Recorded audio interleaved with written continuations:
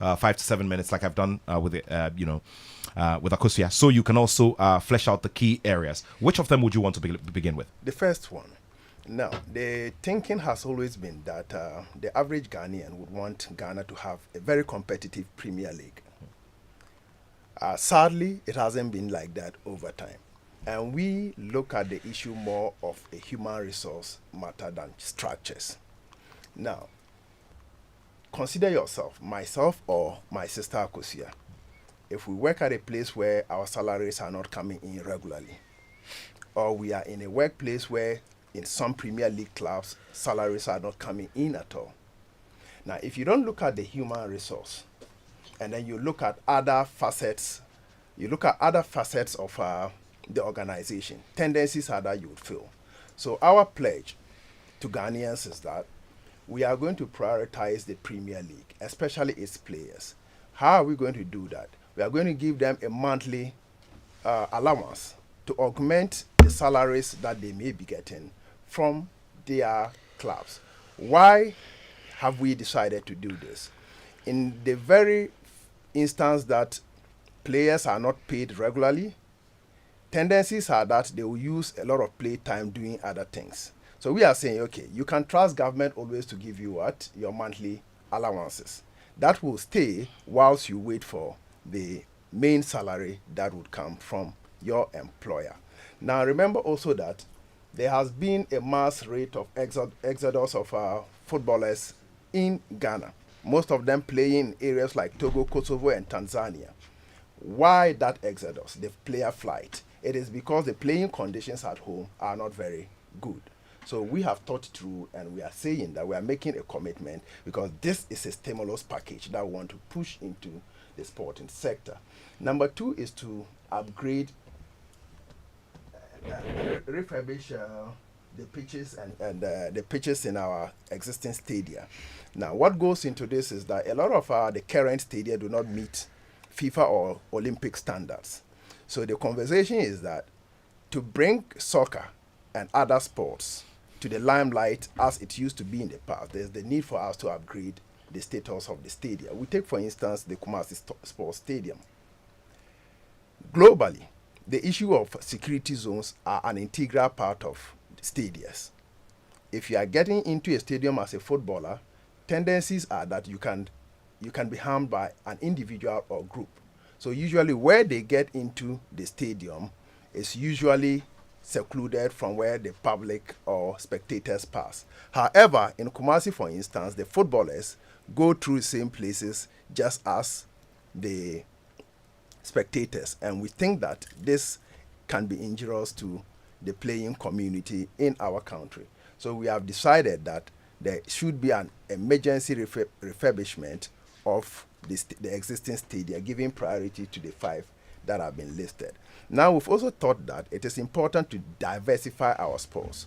Much as football is the heartbeat of our country, there is need for ample investment in other sports such as Paralympic sports, athletics, table tennis, basketball, and other related. Why is it so? Now, sports alone contributes 1.4% to Ghana's GDP. Global contribution of sports to global GDP is 2%. It does tell us that there is something we are doing. There's a potential for doing well in sports, except that we are not paying so much attention. So to do this, we are thinking that there's the need for diversification of our sports, from giving a lot of attention to soccer and then shifting that to others. Now there's also the issue of retired players. Most of our retired players get out of their active work life, and sometimes, for the lack of better word, some of them become destitute. We have heard or seen media reportage of former boxers, footballers, or athletes who are roaming the streets of Accra without jobs and looking desperate. So we are saying, in line with our talent hunt, why don't we give career paths to these retired persons, so that when they are trained and certified, they can be coaches in our universities and also secondary schools to upgrade the talent pool that we intend to attract. So these are some of the issues that are that have popped up in our manifesto. All right. In a bit, Coach Osman Saidu will also be joining us to bring that perspective of the consumer and the ordinary Ghanaian who is at the receiving end of all of these policies and their implementation. Akosua, I was focusing on that element of the infrastructure and doing the upgrades. And the question then is, when construction was being done, all of this should have been part of it, so that there'll be fluidity and continuity, so that we didn't have to see the infrastructure go all the way down and come back to say we want to. No, it's actually a continuum. It's not to say that we are going to let it run down. As we speak, Boteman is functioning. The sports authority is up and doing. The sports authority didn't have a statutory financial support for a long time before prior to government coming into power, and those amendments were made. So now they have something that helps them to regulate the various pitches and stadia and all that. However, I don't think it's enough. That is why, in moving forward, are there institutions that always have income flowing through? Could a percentage of it support other disciplines? Yes. That's why NLA and Gaming Commission have been ring-fenced in this regard, especially when it comes to the sports employment model I mentioned. Also, I need to say this. We also captured, and you mentioned it, promotes school sports, right? Establishing a Ghana School Sports Secretariat. Not when I was in Wesley Girls, I played basketball. Yeah, I remember very well. Yeah. And when we vacated, depending on the calendar, there were regional games going on. We'd play regional games. And from the regional games, some of us were recruited into national teams. And the question again is, you need to always be on the hunt looking for talent. And if you don't have these disciplines going, it's always going to be a football conversation, right? So the sports secretariat, the Ghana School Sports Secretariat, is going to ensure that as we branch out into other disciplines, we've always had an appetite for basketball, but we haven't put it together in a way that helps. Thankfully, the NBA, some retired players have been coming to Ghana. The year of return was an avenue for them to come to and see how talented we are. The NFL also has already taken interest, and the Ministry of Youth and Sports has engaged the NBA and NFL to see how we can develop our young people in these disciplines. There was, you're going to say something? Well, of course. So this is already, they have captured it as something they want to do. I'm showing you that the conversation is already ongoing on how to make it better. Okay. Bigger and better. Now, we've had massive problems with the sports authority and their handling and management of our stadia. Yeah. Now, so if, for instance, we hear that there is now, statutory funding within the Sports Act to ensure that they have that fluid flow of resources to ensure that they're doing proper maintenance. We're asking ourselves, what has been happening all this while? Because the other part of the conversation is that the Sports Authority, in as much as is, an agency of government or an arm under the Youth and Sports Ministry, supported by law and all of that, is not getting enough power and to continue to move and to do all of these things. And you get the images of a Sipong Stadium, you get the image of Tamale Stadium and all the wrong things that are being done, when trouble comes and we have to quickly put the places together to host an event. I agree that the National Sports Authority has had challenges, to which end I believe the CEO lost his job and a new person was appointed. Doji. Yes. And I want to believe that it was all the issues surrounding maintenance and the bad images we're seeing across the country on some of these pitches that led to his, exit, or him being axed, because his leadership was a bit lacking. But ultimately, what we're saying is that, yes, these sports, the National Sports Authority has its mandate. But what else can we do to ensure that we run these pitches in a way that maintains the standard? And it's quite expensive to run, really. So they can have what they're doing. There are other institutions that can pitch in. So okay, you make quite an amount in the millions. Can we have a little bit of it go to supporting players who get monthly support?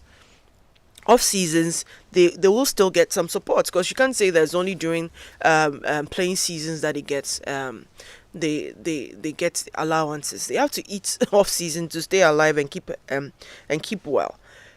Back to the on the conversation of maintenance and sports authority and why they are not doing what they are doing is a great question. I believe that it's due to that, which led to leadership change. I believe that some improvements. I haven't quite taken notice of the recent updates, but I believe that work is being done to ensure that we maintain the standards. The new stadia built, at least for Legon and Bortiman, the images I've seen suggest that months after, it is not as bad as people envisaged. The one in my constituency is actually very good. It's being well maintained. It comes to the conversation of public service and private service. People always make the argument that private service, private sector strives for excellence, public sector goes to sleep on the job. That's why people always ask that some of these things, they're outsourced to private sector. It has to be a partnership of some sort. You build, if you see that on monitoring over time, you're not doing what you have to do, private players come in and keep it going. I don't think it's a bad thing, because at the end of the day, ultimately, it's Ghanaians that benefit from it. All right. More to come here. Remember, your questions are very much welcome. So we'll be glad to have your questions to ask, and I'll be reading some of the messages. Let me take this one from the Greater Accra Regional chair of the Ghana Journalists Association, Mr. Charles Benonioka, and a regular listener to the show. He says, it's sad that over the past few years, both parties have taken undue advantage of the love for soccer to use the Black Stars alone to win the hearts of the people. Unfortunately, they have heavily misplaced, misused, and mismanaged the millions of dollars invested in the team with nothing to show. All we all hear to and read is massive scandals after every tournament. Now, how rational is that where we have a budget for just one team that is bigger than the entire sports ministry? Sports creates employment, and therefore both must be pragmatic with solutions and not make promises that only help to line the pockets of a few against the majority who clamor to see the entire industry developed to employ people and make businesses flourish. Now, sports, well developed, has an overwhelming impact on the economy, and that we must understand, and they must understand, and also appreciate. I wish them well. Thank you very much, Charles Benoni-Okain, for that message. Remember, it's 055 1111 997. 055 1111 997. Doc, yes, you spoke about upgrade of pitches, and we're within the area of infrastructure. So upgrade of pitches, for instance. And now we start, the arguments that have gone back and forth between you two, where you are playing hardline politics. Where, for instance, the MPP will argue that they got the opportunity to construct and upgrade, infrastructure. You turned a blind eye on them, and they were run down. And now we're saying that we want to upgrade the pitches. Why do we always find ourselves at this place where there's a conversation about maintenance, where there's always the commissioning? The commissioning will always be done. But then beyond that, the conversations about maintenance are always a problem. And we're having that conversation today in 2024. Well, clearly, I think it's a two-edged conversation. One from governments and the other from users of the stadia. Now, from government to the effect that when you are a government, you have an oversight responsibility of everything that entails the public sector, including the stadia. So there is need for proper monitoring and evaluation to ensure that at all times the stadia or the structures are up to speed with current trends. So anything that is inconsistent with that lies directly under the doorsteps of government. However, we also want to have this conversation drawing in the users of the sports stadia. So if you are an individual and you patronize a football match, or it is used for a concert and you go in there, to the extent that you think it is government and that you don't care, you break chairs, you throw in things that are not supposed to be thrown into water closet in there, then the conversation becomes a dual problem issue. But I think largely it is an issue of governance, because if you put in pragmatic measures, education to the users of the facility would be one important thing. There will be constant monitoring and evaluation, and that which we are suggesting now is that there's the need for private partnership. You would see that on point number 7. Now, the general thinking usually is that when something is for government, the care is minimal. But we do think that these, when it's done with the private sector, would ensure that we'll get the kind of standardization that we need to ensure that our stadia are always in good shape. So I do agree that that can fall directly under the doorsteps of both political parties. I also do think that people who use the stadia should also be more responsible and responsive to the demands of current times. But for us as the National Democratic Congress, what we are proffering is that there is a general understanding that partnering with the private sector can cure these challenges that used to be in the past. And we've aptly captured that in our manifesto. What is the plan? I mean, the practical plan going forward for the general thing about infrastructure, so that we can wrap up the conversation about infrastructure and move on to others? Well, so clearly for us, in the area of infrastructure, the existing ones, we are going to bring them up to speed to the Olympic and then FIFA standards. That is for existing stadia. And because we run a system of decentralization, we are pledging that when given the mandate, all other regions that do not have existing stadia will be provided new ones. Are we factoring all of this, factoring this within the general development agenda? Because Stephen has sent a very important question here. He says, how do these manifestos align with the development agenda, like the 10-year development plan? Because doing these projects are sort of like an isolation of each other and make sports development lack. So I'd want both of you to take that. Let's begin with you, Doc. Okay, so clearly, yes. In drafting, we looked at the National Development Planning Commission, the framework. Beyond that, apart from the 10 bulleted provisions, our preamble will take you back to other benchmarks, such as a framework for implementing the African Union Sports Agenda 2063 and the SDG sports related goals. So clearly we perused the National Development Plan and how it relates to sports.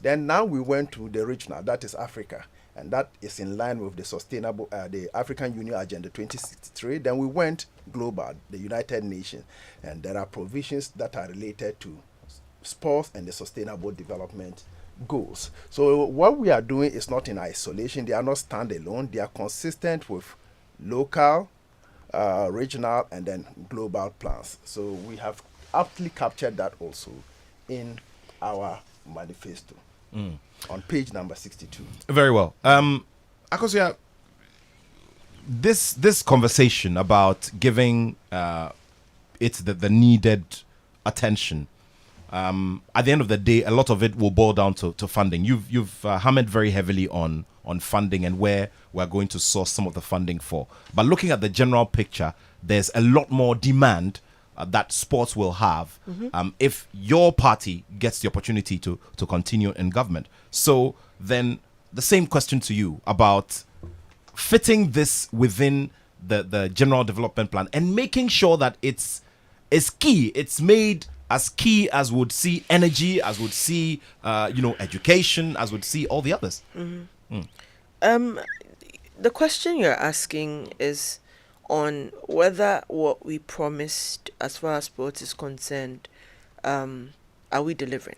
Because if there's a plan to promote sports, is evidence with infrastructure, is evidence with growth, is evidence with opportunities that come into the country as far as sports is concerned. So the biggest evidence for me was the All African Games, that within a space of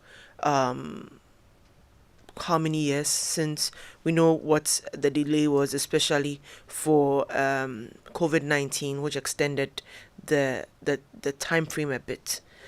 we were still able to deliver on time the infrastructure needed to ensure a successful implementation of the program. So the question for me then is, evidence of doing what we said we'll do is there. Is it perfect? No. But he who promises and delivers at least a percentage of should be given the money to continue. And when you said, when you mentioned theirs, I was just making a quick calculation. As far as emergency refurbishment is concerned, that's already been done. Accra and Kumasi is getting the upgrade it deserves. Now Takoradi and Tamale are also under renovation. They mentioned establishing international stadia across the country. And when I saw it, I was like, interesting. But you say the economy is broken, there's no money, and there should be a honeymoon of sorts. But if you are promising this, where's that money going to come from? Question is, we're already doing this. The third and fourth point, building multi-purpose sports, equitable geographic distribution of infrastructure, it's being done. As we speak, youth resource centers in every region, not all complete, but the evidence is there. And when it's up and running, it fits into the sports secretariat, the Ghana Schools sports secretariat I mentioned. So you have the vision. What steps have you taken? And these are the steps that we have taken. Most of the things they are saying, yes, I believe that government should run as a continuum and not necessarily end when one regime ends. But clearly, we've shown the capacity and the commitment to improving sports in general, not just football. Now, that brings me to a very critical part of the conversation, which is the monitoring element and making sure that these promises that are made manifest then are monitored properly. Okay, so let's go to the refurbishments you talked about. There was a refurbishment of the Accra Stadium for the 2018 Women's AFCON. I was the master of ceremony for the opening ceremony. I remember very well. A lot of over-the-clock work had to be done because the time was a challenge. Now, look at the question of Baba Yara Stadium. Baba Yara Stadium cannot host any international football game, and as we speak, it's a challenge. The club licensing committee ahead of the start of the season haven't fully certified Baba Yara, yet money has been spent to upgrade. So then how do we explain these to the young ones who are coming up and are being told that, oh, we've done this, we've done that? Yeah, we've seen the work done, it's looking colorful and all, but they are not adequate by international standards. How do we explain these? And I was just the point I was trying to make was one has a penchant to promise and not necessarily deliver, and one captures what it can do and shows evidence of it. When it comes to Baba Yara and matters arising, I believe the last time was Ket here in your studios. Yes, he's been here a couple of times. It's been a while, but he's been here. I mean, in the last year, he's been here once. And I know that the conversations as far as that is concerned, renovation, maintenance, we kept saying it. It goes back to what I admitted earlier, that these challenges is what fed into the exit of the old CEO, bringing in a new person. And generally, monitoring should be a core principle that we have, and making sure that we maintain the standards. And if it's not going the way it should, then we make changes. But I can't speak to the delays in Baba Yara and whatnot. I don't have that information, and I don't know necessarily. I can't pinpoint it, so I'm sorry I can't speak to that particular bit of it. Okay. But yes, we do need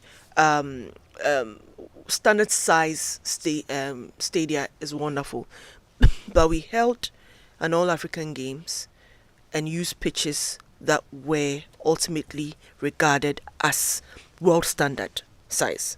Unless we are dealing with it, we were downgraded just to play the games. No. So between the Legon Stadium, Legon and Botiman, the two of them alone. Yes, we can have others in other regions, but what we have now even helped us to pull off a big feat. Okay. So now when it comes to that, there are times when a lot of conversations go on in the background. That one we have to be aware about. Yeah. That sometimes we have to use our strength in CAF and our networking and all of that to to meet them and say, let them meet us halfway so we can get these going. It's not necessarily because we're doing everything right. And the concern here on my part is that year in, year out, we're having to do documentaries, short features about how we have not succeeded in having stadia that are of true world-class standard. Because you see, world-class standard must be a persistent and permanent feature of either of these, But edifices. it comes back to me. Yes. But not just like you said, conversations go on. For anybody to play at, let's say, Wembley, right? It has to be a certain standard, a certain quality in the game, a certain achievement to require the doors are open for you to play at Wembley. When it comes to Accra Sports Stadium, that would be ultimately one of our finest, right? With the Kumasi as well. But if there's anything that happens, there's like we all go there. I am not against international stadia. I am not against having international size stadia. We need to get there ultimately. But we have shown capacity so far in pulling off new stadia and making sure that we have at least some sports infrastructure in every region. We are going somewhere, but before we get there, we've said it. Premiership. How do we get it to be commercially viable? I stated it in my opening remarks when I responded to you on we love to talk about the English Premier League, but we don't have as much excitement when it comes to the local league just because we haven't put the standards in place. Get the players happy, ensure that they are getting something monthly, and this is by two institutions that I believe will be perfect for it. And I think the thinking that went into it was brilliant as well. National Lotteries Authority, Gaming Commission. People are playing games every day. People are betting every day. A little of that support going into our sports employment model as captured in our manifesto will go a long way to help us sustain the sport, help clubs and teams run their operational expenditure without slacking, and most importantly, again, I said it, provide a Premier League club with a bus so they get to move along, and run their teams well. Great stuff. If you just joined us, we're here on the Joy Sports Link on Joy 99.7 FM, 17 past the hour 1 p.m. We're going up to 2 p.m. and I do know that time will decide not to be our best friend at a certain point. But of course, this is the beginning of more conversations to come around policy, regarding sport. I would like us to zero in on education and fusing sport into it because I see similarities as well within both documents. I also see, within the MPP as a document, you see an element of proper preparation or, preparing ahead of time for the Olympic cycle. We'll get into that very shortly. We'll also get into the school sports secretariat and how you're going to practicalize that within the current framework that we have. But Doc, let's get down to the codes, the description of the developmental element called codes football and how practical it will be in this year of 2024, looking at the global practices and all of that and what the trends are like within the developmental space of football generally, and whether the system of codes can still really fit in if the same model that was being run back then and was successful can be run again now in 2024. Well, clearly, perhaps that question should go to Akosua because it's their system that is currently they are running the system now. Yeah, we are praying and hoping that with the brilliant ideas that are imprint on our manifesto, we'll be given the mandate, and then we will take over from 2025. But having said that, I grew up in a regime where codes football was very much enhanced, and within that period, we had a lot of sponsorship and funding in codes soccer. The regime attracted such sponsorship and funding, meaning a lot of individual, and I need us to make that distinction. It was a lot of individual involvement and money coming from individual pockets and not necessarily institutional funding or institutional support. Clearly so institutional. Nestle, for instance, was deeply involved in the Milo Games. Okay, so Milo Games accepted, but Yes. that was at the latter stages towards what I can call its end, or its maybe like fizzling out. But from the early stages, which brought these clubs, the club system and the competitive structure and the league system, it was more of individuals putting together these clubs, naming them, running them with their own resources before these boys got the opportunity to play in for their schools in Milo. Yeah, clearly so. So, I was just making reference to let us understand that once upon a time, Coal Soccer had some level of funding. Yeah. But it has found space in item number 7 of our manifesto, establishing sports centers of excellence in the northern, middle, and southern zone in collaboration with existing universities and the private sector. So you were looking at coast football, and you were looking at the scientific bit of it, where education comes in. Clearly, the thinking is that over time, it does appear government's involvement in sports, especially football, seem to us very minimal. But we do think that a good collaboration between the universities, private sector, and government in establishing these centers of excellence would be the yet another re-engineering of cool soccer and then giving it a scientific touch. So that is our model or our orientation relative to the issue of developing football, especially from the coast level, and that would now inject into our leagues and then the national team. Having said that, I want to touch a bit on point number 2 that Akosua in her conversation touched on. You see, when we talk about refurbishment of existing stadia, we are currently in the studio, but we have had conversation regarding this on a number of media houses, including yours. It is not enough to show us footages purporting to have refurbished. Sometimes a physical visitation, I don't know whether you have the footages of the stadia here.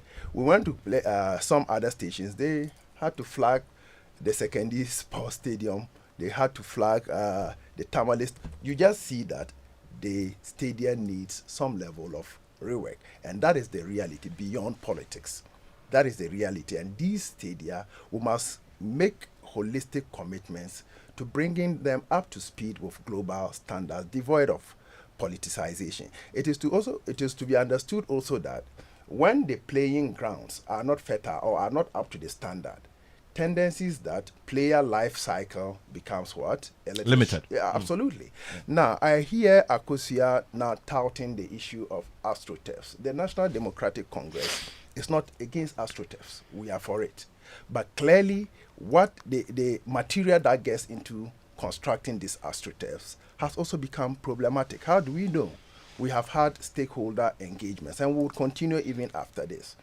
Now, to the extent that the grounds, that which is supposed to be the playgrounds, are not that which are expected, but for purposes of convenience, we use concrete materials, then the rate of injury to our players will be high. So one who averagely would have paid maybe 15 years before retirement has tendencies of retiring in his 8th year because the quality does not meet the global standards. So is this to say that the MPP in its last 7 to 8 years has constructed some amount of AstroTurf pitches that do not have proper construction and are using wrong? Is that what you're saying? Clearly, and so. But once you say that, you have to point us to which particular location we can find, some of these. We've had stories of some AstroTurfs that have not been constructed properly. Correct. But obviously the sources of funding and all of that have to also be investigated so that we don't end up, So go ahead, but you'd have to point them out to us. Well, clearly Yeah. so. Doc. Clearly so. I do not have direct pointers, but we have had conversations with. I told you we met with the Ghana Olympic Committee. We met with GALCA. We met with the Sports Writers Association of Ghana, and the issue of the AstroTurfs came out strongly. That if we get power and we do not remodel them to be fit for purpose, tendencies are that indirectly we'll be injuring players without knowing, and the players themselves may be injuring themselves without knowing. So these are realities that we will have to look at. We are not against AstroTurfs. It's helping communities, but reality is that when you are giving medicine to a sick person, The person should be healed completely rather than causing more injury to the person. So I thought that these comments should be brought to bear so that we don't run away from the realities that pertains to the development of our country. Beyond NDC and NPP, people are playing and they have to be healthy. And if we put in structures that are inconsistent with the global standards, we may be compromising on the health and safety of the players. All right. So we also see the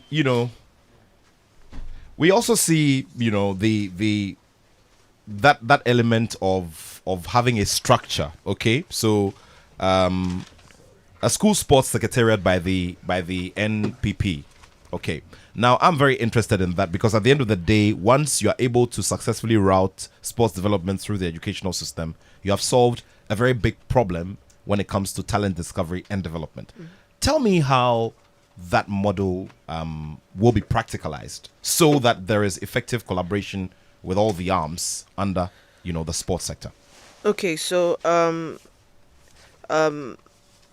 many years ago, when I say many years ago, it makes us feel too old. So, but Akosua, truth is you left secondary school a minimum of 3 years ago. Yeah, true. Yeah, that's someone's whole lifetime. I know. So, when we were in school, what we used to call intercore, right? Yeah. Where, so for those of us that schooled in Cape Coast, we look forward to interzonals, superzonals, and superzonals, and inherent in that was talent discovery. Very well. There were people who were popular just because we knew they were the fastest runners, we knew they were the best strikers, we knew that they were the best goalies, amongst others. In fact, a lot of people recall how great Asamoah was through playing at St. Augustine's. No, he was at...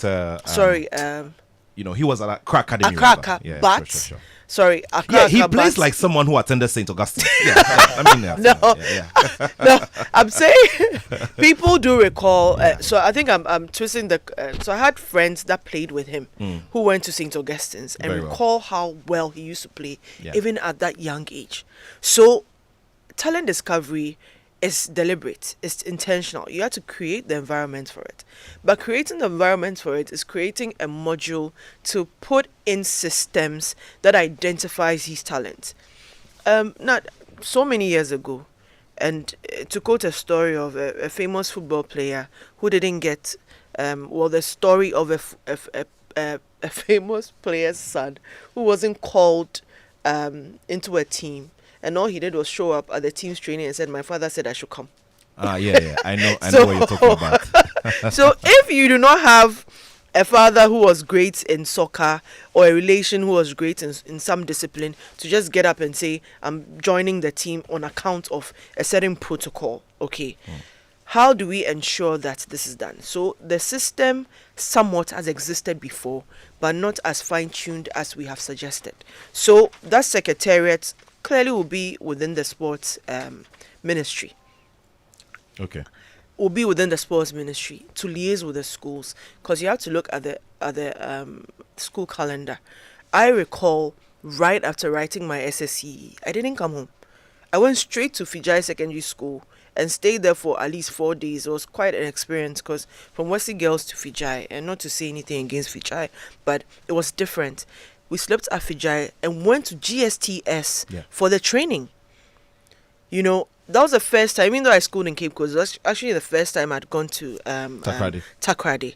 And some of the friends I made there, some went on to do sports for years.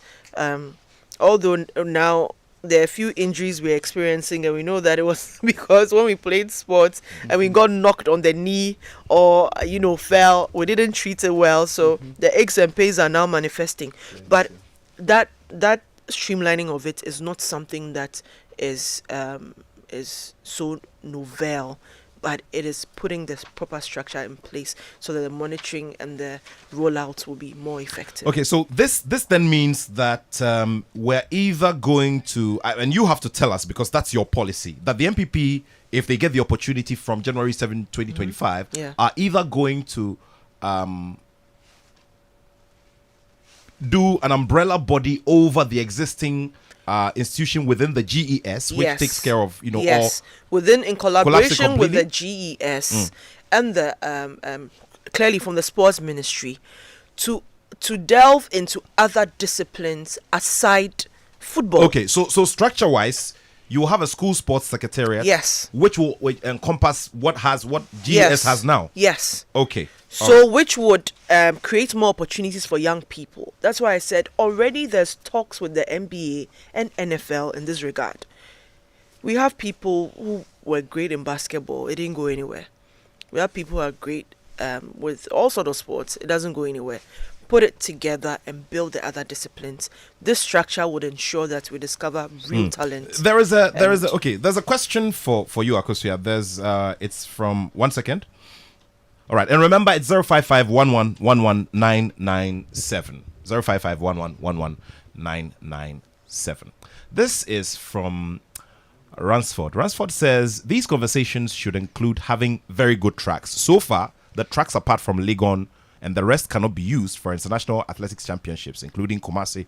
The Ghana Athletics can help in getting world-class tracks fixed in all stadia across Ghana. Okay, Ransford, thank you very much for that message. Okay. Yes, it's a contribution. Yes, sure.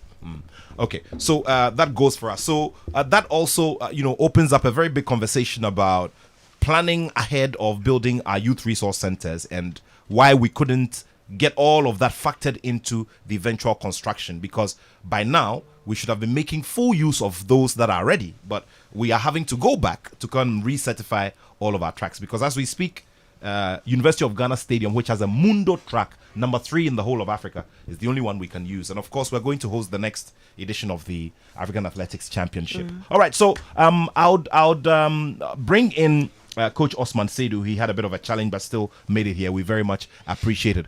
Coach, thank you very much for making the time. I'm sure that you've been monitoring what's been going on, and I would like to give you the next 4 minutes to bring out 4 key points that you, the practitioners in the sports sector, you, the technocrats in the sports sector, want the next government to do based on the journey we've all traveled. Remember, we've taken part in an Olympic competition, and it has brought out so many of the inadequacies we have and what we need to do going forward.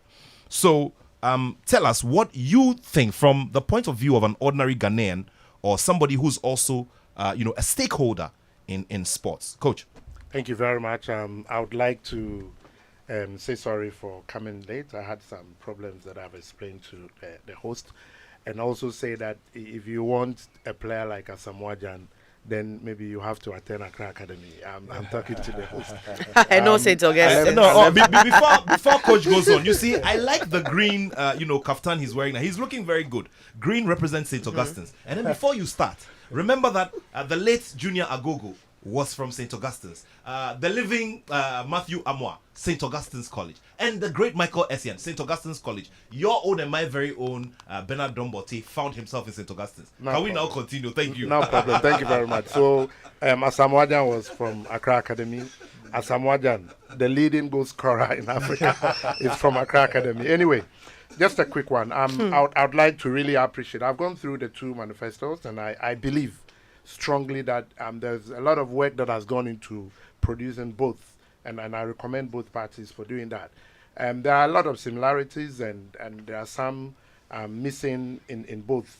So, but I would like to limit my presentation on the other side, which is coming typically from the sports ecosystem. First of all, I would like to remind all political parties that the era of just writing something or doing something for the sports ecosystem is over. I'm very optimistic that in the next 6 months, we're going to have people in this same studio reviewing and tracking, evaluating whatever has been we are discussing today as to what is the progress report on what we want to say, we want to do as a political party. But having said this, I think one of the major things that the sports ecosystems will be looking for is infrastructure, which I think both parties touched on. The second one has to do with the athletes themselves. And then the third one would definitely be in 2 folds. That is coaching and officiating. if you scrutinize or you analyze the manifesto very well, you could realize that the coaching and officiating was not really captured in the manifesto of both NPP and NDC. And then another striking thing that the sports ecosystem would really be looking at is life after sport. To me, that is very important. So having served your nation for a long time, either through track, boxing, football, basketball, what have you, after you've served your nation, you've dedicated yourself with your talent to your nation, then after that, what happens to you? We in the sports ecosystem will be looking at what happens to our sportsmen after they've actively stopped playing. So basically, these are the 4 thematic areas that everybody would be looking at. But most importantly, infrastructure, which is the base, is the fundamental thing we all need to do, because we are losing talent because we don't have tracks for training. We're losing talent because we don't have boxing rings. We're losing talent because, look, if Ghana can produce a player, 3 days ago or 2 days ago or even yesterday, Barcelona signed a player called David. David is a player that is playing local football in New Fadama. He's playing a team called Desderos. This is the first time that Barcelona is signing a player directly from Ghana. If he's able to do this, then it means we have a lot of talent. But we are losing them because we don't have the infrastructure. We don't have the right caliber of coaching and officiating. And of course, maybe we don't have good insurance for them that to talk about their life after sport. So basically, Nat, these are the 4 things that we need to really look at, especially their life after sport, because we all know what happens to footballers. I mean, before you say Jack, all that they have saved is gone. And then what would they do? They've served the nation. There are a lot of school of thought that are saying that, well, they didn't play for free. I mean, they were paid. But for me, that's really not relevant, because they have spent a lot of their time and energy sacrificing for their country. If you come to the political side, you have people who are politicians. If you want to really analyze what they have done for the nation, they come nowhere near what a sportsman will be doing for its nation. But at the end of the day, what do they go home with? So life after sport for me is really important. Thank you very much, Nat. Well, Coach Osman Seidu there, bringing us some analysis and some, some key questions that they'd want to ask. Well, before Doc comes in to respond, there's one of the documents captures it very well, the bit about life after football. So I'd want you to respond very quickly, Doc. Thank you very much. I have carefully perused our document. Actually, for the past 3 years, I've been working on this document together with the team. And I've also looked carefully at the document of the NPP. I am happy that Coach joined us. It does appear to me that his perspectives has been that which most retired sports persons have been crying out for. In line with the very consultative nature of the National Democratic Congress, we captured the consensus of Coach on point number 8 and point number 10. To be able to digest the issues, I'll just read them out clearly. Point number 10. Support retired sports personalities in pursuing other sports-related careers after an active sporting life. This is to say that if you are a retired footballer, retired boxer, retired athlete, we can give you a career training. We can take you abroad or locally. You'll be certified for your training. At the end of the period, you can be a coach at the secondary school or the university level, or even in the private sector, in the leagues, so that you can enhance talents within those sectors. If you go back also to point number 8, in line with that same issue of supporting athletes when they are on retirement, we say support national athletes more consistently to compete internationally and develop post-competition careers and pension schemes to cater for national athletes. Now, this is in recognition of the fact that when athletes are playing, within their play life, usually they are younger. And tendencies are that there may be issues of mismanagement or not investing right may come up. So in line with this, we are saying, okay, whilst you are playing and you are in active sports, put some money somewhere for pension, just like the University of Professional Studies is paying for me when I'm going on retirement. We are also saying that just like me, after 60 years when I become a professor, I may get a retirement contract to be a researcher in the university. Why don't we also give coaches that same training when they stop playing so that they can invest their knowledge, skills, and attitudes in nurturing talents that we need to the benefit of our country, Ghana. So I am happy that Alhaj came in with these perspectives. And because we are a forward-thinking party, we had a lot of stakeholder engagement. And we unveiled these thoughts from your fraternity and aptly captured it in our manifesto. Okay, we'll do some more as we go along. 20 minutes to wrap it up. Not enough time to squeeze everything in addition to, your thoughts as well. But let me try my best to capture those on our WhatsApp platform that are coming in. This one says, and it's from Peter in Tamale. He says, this manifesto conversation on sports has a lot of decorum, and I'm loving it. This is how political manifesto discussions should be, not the usual arguments. Take note. Thank you very much, Nat, for your panelists. Thank you very much, Peter in Tamale. Thank you very much, Peter, for that message. There's another one, an extra one that came in from Charles Benoni Oka, and he says, I should tell Akosua Manu that they want an AstroTurf in Adenta. So, where in Adenta? We have a few in Adenta. The message, I'm a deliverer of a message. So, well noted. Yeah, sure. Because in fact, I want one in Danfa. Okay. This one is from Kwabna. Kwabna says, Nathaniel, please ask them to do, to think about the youth of Ghana, so that they are all not giving us political talk. Okay, well, I'm not really getting the specific point here, but, well, thank you very much for the message anyway. If you could clarify, we'll be very glad to have that. This one here.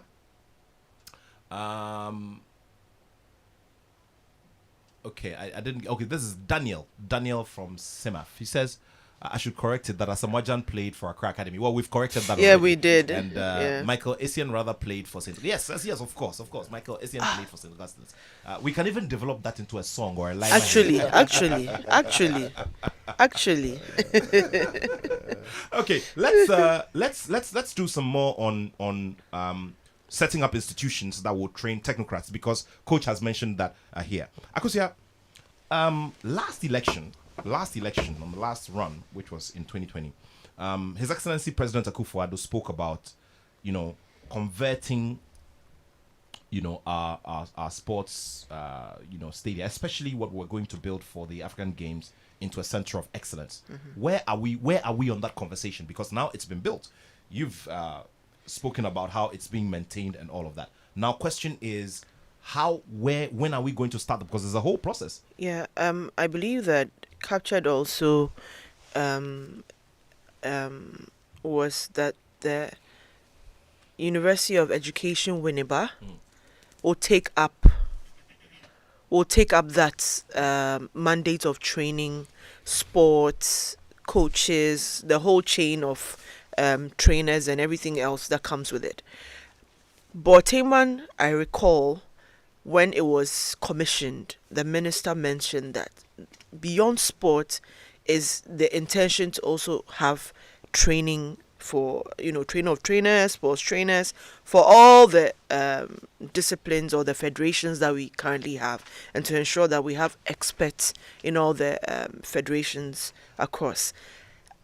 The thing is now is that President Akosua has barely 4 months to exit, but that intention has been laid, and continuing with this government would ensure that his vision is carried on. Okay, well, we will be monitoring very, very closely, and we'll be asking the questions as we always do. We'll be doing some more as we go along. Let me just quickly pick this message. The Winneba Sports College has been doing some training, because I remember having a conversation with John Paintsel some months back. Very well. And they've been training coaches, and it's been very deliberate. Well, so that is there. There's a physical education program at the university, but you see, we're looking at one that has a broader perspective. Mm-hmm. Okay, for instance, our current FA president did a sports acting course at the the Liverpool University many years ago, and so we're looking at a whole specialized institution So maybe that takes may- care maybe, of all may- of those. maybe Yeah. NDC should take a bite on same. Okay. Yeah, so this is the thinking. You know, within this conversation, even Akosua alludes to the fact that the Winneba Sports College has been one training center for sports persons. However, their function has become minimal within the last 7 to 8 years. Now, when you get in there, a lot of the infrastructural facilities that are there are they are white elephants now. That is very true. So it has found its way onto our manifesto on point number 6. Upgrade the University of Education Winneba Sports College into a modern sports university, offering training programs in sports, related medicine, science and sports management, administration at campuses around Ghana. So what went into this thinking? You know, once upon a time, sports was largely about talents. But now sports is a science. I speak that I say this from the perspective of a researcher.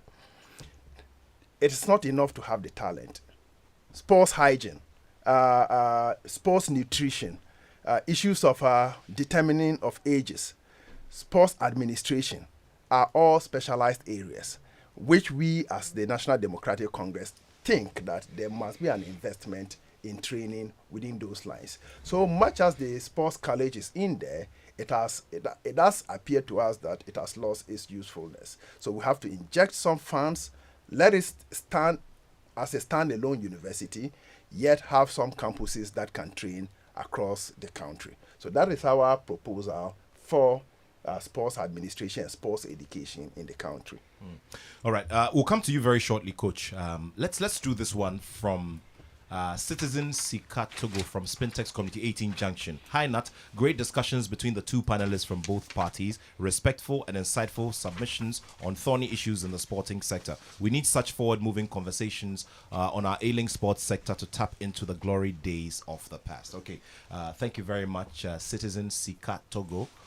From Spintex. Remember, it's 055 11 997. 055 11 997. Coach, we were having an earlier conversation about taxation and how it is also affecting sports development very heavily. And I have an example from way back where, an administrator, his name is Gideon Quarte. This is Gideon Quarte of blessed memory. He passed on some years ago. He eventually became the vice president of the Ghana Amateur Boxing Association, which is now Ghana Boxing Federation. And at the time, as a regional executive, he performed so well because he organized a weekly league at the prison's boxing, the prison's canteen. And based on this, he established a relationship with the Haringey Boxing Club in the UK. They eventually came here for a competition, and after that, decided to gift the association a ring, and that is where the troubles began. Tax. Now, I've seen that element of tax, but let me get Coach to tell us what their concerns are from the end of the stakeholders in sport before we get into that. Yeah. I mean, this is a very interesting topic, Nat, and I'm so happy that you gave a very good example. I mean, this is so practical that we can all relate to. You see, beyond we are looking at the tax as an organization, and our concentration is so much on internal activities. There's another huge aspect that you made mention of that has to do with duty, and it is really, really affecting the development of sports in Ghana. Just like you said, assuming they were able to clear this, then there will be opportunity for them to have more and more and more. Look, like he rightly said, football has moved, or sports has moved from being artistic to being scientific. And to be very scientific, you need modern state-of-art equipment to be able to train with. I mean, if you look at swimming, we don't have the facilities for swimming. But today, if somebody says that I want to go and import swimming facilities, the duties alone would scare the person, and that would not be possible. So one area that the sports ecosystem would really be interested in is how do you give us tax relief when we are importing sports items that would benefit the country in general. For me, that is one area that both manifesto did not really talk about. We actually did. The Yeah. sports, the tax relief, I'll come to you in a bit. the tax relief that I saw is mainly on maybe internal organizations, or some other few things to make it a bit attractive. But the duty area, when you are importing things, is one important area that we have to look for. And as a country, if we do not build our infrastructure with modern facilities, there is no way we can compete with even the Arab countries like Tunisia, Morocco. Just mention them, because they have the facilities. Look, I can give you a typical example. I travel outside this country for a short coaching exchange program. And the kind of items I saw in Africa, I've never seen some in Ghana before. As a coach, I've never even seen it before. Which country is this? Tunisia. Great. Yeah, I also visited Morocco about a month and a half ago. No, about 2 months ago. And, there's a reason why Morocco have put themselves up to co-host the World Cup. And when I saw the evidence of what they have and how they have planned, in the years before, we'd realize that they really knew what they were talking about regarding setting up their structures. But Akosua, I'd want you to respond to that bit on taxation and what the real plan is, because the concern here, and from my end as a journalist and what I've seen over the years in experience, is that many people have, there are people out there. You've mentioned the NBA, for instance, and within the NBA alone, there are clubs, there are organizations that have loads of equipment that they would want to give to us. Yeah. From Yeah. new to pre-owned and all of that. Yeah. So what will be the practical plan to give these tax rebates to organize, organizations and bodies, so that we can get more equipment in the system? And so, as a political party, our vision is always to draw in private sector to enable us strengthening the vision. So, like I said, we know the lapses when it comes to the public sector. Sometimes, yes, you'd have the vision, but whoever you put in place, there might be a struggle. Like we saw happen with that incident at the NSA and the greening of the grass and the thinking that went into how it was deployed. But again, like you said, people have equipment they want to import and even donate. We use tax incentives, flat tax rate to incentivize the private sector in sports. And this is well captured in the document as well. Sports, not only sports, it was sports, tourism, and the creative arts. So so it means that this policy, because Akosua, you are in power now, so everybody will be looking to us. We are all depending on you. So I'm immediately looking at the Ghana FA recently. Now the Ghana FA, as a way of supporting the clubs to meet them halfway with their transportation needs, has decided to buy some vehicles, buses for them. Now they've been able to clear only 12, and the challenge is because of the amounts that you have to pay for import duty. So instead of being able to clear all of these so they could present them at a go, they are not able to do that because of, and Akosua, you are in power. So again, we're in power. We also have to put into context the times you are in. We are building back, recovering from a pandemic. We are building back from the whirlwinds of a war that's had intense ramifications on Africa. We are building back from having an economy that was doing so well before the pandemic hit. What we suggested, and not was free. Import sports equipment for free. But again, advice was that you're just coming back from you're trying to strengthen your economy. Taxes will not go away. You can't do it, free. But you can give a flat tax rate, which will considerably reduce the burden on private sector investors who are in the space or who are playing in the space. So to stimulate what we all want to see, which is a premiership with people in the droves going to the stadium in different jerseys and whatnot, to promote other disciplines to go up, and the basketballs, the volleyballs, the American football, and whatnot, we have to ensure that everybody grows at a certain pace, and we have to make it comfortable for them as much as possible. So the flat tax rate is the consideration for that. We've seen the vice president talk about it on other sectors of the economy. What we'll do as far as imports is concerned. I think that is a measure that will reduce considerably the cost, especially for those. Yeah. And coaches here, there are people who support that don't come and sit in the studios or come on TV, but they just love sports and contribute so many. They buy footballs and jerseys in their communities. They're always donating. If you want to see those people, you just monitor galas that are played in certain constituencies. On the finale, you see a very well-kept gentleman standing there, looking very, just standing there and supporting, and they'll call him out, and you probably hand over something to them. They want to do more for the disciplines, but what discourages them is ultimately the cost.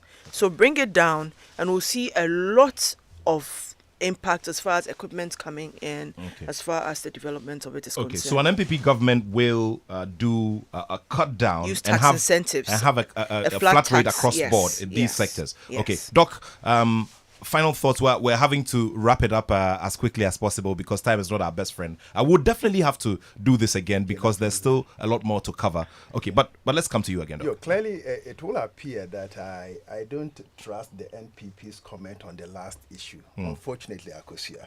It does appear that there's been a lot of tax burden on Ghanaians within the regime of the ruling political party.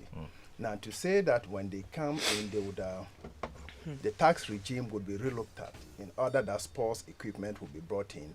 For me as an individual, especially coming from a political party that has been advocating for reduction in taxes, unfortunately, I feel that it is not something that can be trusted. Now, on the issue of taxes, His Excellency John Dramani Mahama, on the launch of the Youth Manifesto at the University of Professional Studies, Accra, clearly indicated that emphatically when he comes into power within the first quarter, there are a number of taxes that will be removed.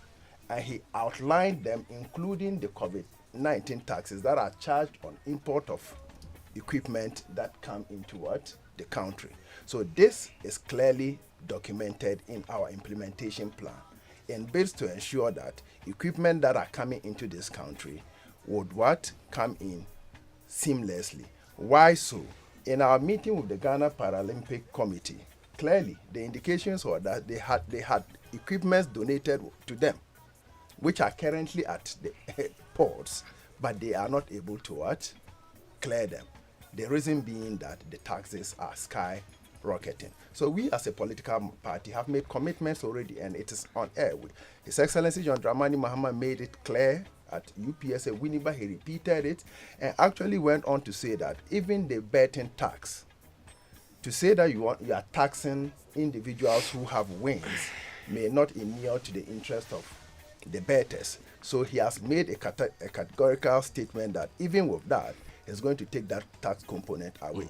So I feel that on the issues of taxation for bringing in equipment, we as a political party have taken a bolder stance relative to the fact that we will ensure that there will be lesser tax regimes, not only in sports, but other sectors of our economy. He referenced taxes and the government and using it as a yardstick to say that we are incapable of saying what we said. We presented a manifesto in 2016, and the good people of Ghana, having vetted it in 2020, said you have achieved 75% of what you presented, as compared to 2012, where the manifesto presented, including 218 promises from his end, resulted in only 6 manifesting, which is a woeful 10%. So based on who is credible as far as implementation is concerned, I believe the MPP is stronger and has shown capacity, and there's evidence of it. Thank you very much. Thank you very much, Akosua Manu. But this is something we're not wrapping up. This is only this is a world title fight, like a world title fight. We've got 12 rounds to go. This is the very first installment of these conversations. Unfortunately, time is not our best friend, so we're going to wrap it up this afternoon. Another manifesto conversation is coming up, but that will be in the arts and tourism and creative arts sector. We'll be having that after the midday news, but the 2 p.m. news, beg your pardon. So thank you so much. Thank you all so much. We really appreciate your time this afternoon. Akosua Manu is the parliamentary candidate for the Adentan constituency and also co-chair of the sports subcommittee of the Manifesto committee of the ruling New Patriotic Party. Also, Dr. Fred Awaah is an academic. He is in the management faculty of the University of Professional Studies and also a member of the Youth and Sports Manifesto Committee, also having served as its secretary. Coach Osman Seidu is an analyst and a certified coach and also Yes. Yeah. Spokesperson for the committee. Yeah, sure. But yesterday, one of your former ministers said you served as a secretary to the committee. So it's from them, it's not from me. His work is all his work. He did all the work. Clearly, so you are the second. So now we have moved from the committee level to the spokesmanship. Clearly, so. Well, I'm serving in the same capacity too. So very well. It's fine. So thank you all so much. We sure are going to have this again. And we sure are going to have this at another date, and we are going to have you and a few more of the practitioners in the sector so they can put their matters before you, just like our coach has this afternoon. Thank you all so much, and we wish you all well. George Quay is somewhere in Cape Coast preparing for the Afashe Festival. He sends greetings. He has some unfinished business to discuss with you, Akosua. So really? We'll see. Yeah. Some want AstroTurf, some also want some. But before we go, guys, I think if the parties and the candidates have the resources, they can do, redeem some of the promises beforehand. It will be good. Yeah, but for instance, if you want to buy... it's work in progress. We redeemed some. The vice president says he wants to buy some vehicles for the clubs. Why don't we get them presented in the next few weeks? But I mean, he will deliver on that, and there's a comprehensive solution to that. So he's not just saying it. I've been at the table, so I know what he's talking about. And the Premier League clubs should believe that he's going to make it happen. Yes. We shall see. Let's see how all of that goes. Thank you so much, Akosua Manu. Thank you so much, Dr. Awaah. And thank you so much, Coach. This is how we wrap it up this afternoon here.